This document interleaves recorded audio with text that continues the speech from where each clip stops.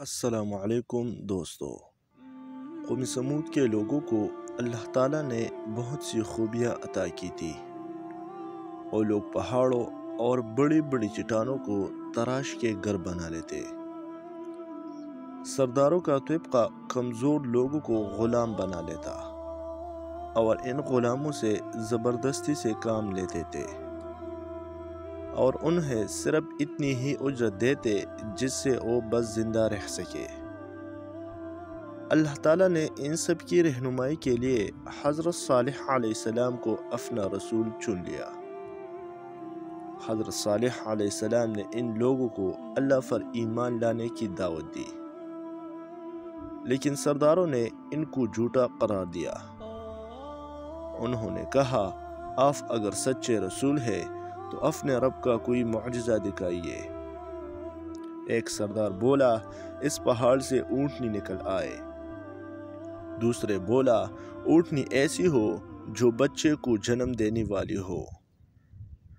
حضرت صالح علیہ السلام نے ان لوگوں سے پوچھا کہ میرے اللہ کا ایسا معجزہ دیکھ کر اللہ پر ایمان لے آؤ گے؟ لوگوں نے کہا، ہاں۔ حضرت صالح علیہ السلام نے دعا کی تو ویسی ہی اونٹنی پہاڑ سے نکل آئی۔ اللہ تعالیٰ کے اس معجزے سے کچھ لوگ ایمان لے آئے۔ یہ دیکھ کر وہ سردار لوگ فکر مند ہو گئے، کیونکہ اگر عام لوگ اللہ پر ایمان لے آئے تو انہیں اپنا آقا اور مالک نہیں مانیں گے۔ حضرت صالح علیہ السلام نے لوگوں کو کہا کہ یہ اونٹنی اللہ کی نشانی ہے، خبردار اسے کوئی نقصان نہ پہنچانا ورنہ ہلاکت والا عذاب آئے گا۔ اب تمہارے لیے کوے کی پانی کی باری مقرر ہے۔ ایک دن اونٹنی پانی پیے گی اور دوسرے دن تمہارے جانور۔ کچھ دن کے بعد اس اونٹنی نے ایک بچے کو جنم دیا اور وہ اتنا زیادہ دودھ دینے لگی جو بہت سے لوگوں کے لیے کافی تھا۔ اس سے لوگوں نے اور بھی اثر لیا اور وہ حضرت صالح علیہ السلام کی باتیں غور سے سننے لگے۔ اب تو سرداروں کو بہت فکر ہوئی۔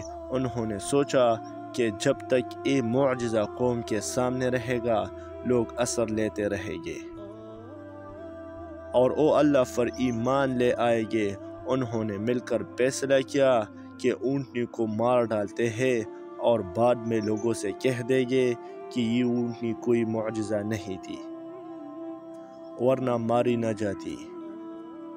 وہ ہتھیار سنبھال کر انتظار کرنے لگے تاکہ اونٹنی لوٹ کر آئے تو اس کو قتل کر دے۔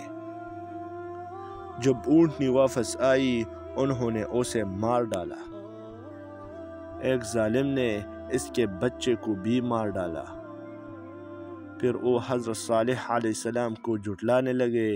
لوگ بھی سرداروں کی باتوں میں آ گئے اور حضرت صالح علیہ السلام کو جھٹلا دیا۔ حضرت صالح علیہ السلام نے لوگوں کو بتا دیا کہ اب تو اللہ کا عذاب تم پر نازل ہو رہے گا۔ تمہارے پاس اب صرف 3 دن کی مہلت ہے، توبہ کر لو ورنہ ہلاکت والا عذاب تم پر آئے گا۔ 3 دن کے بعد عذاب آ گئی۔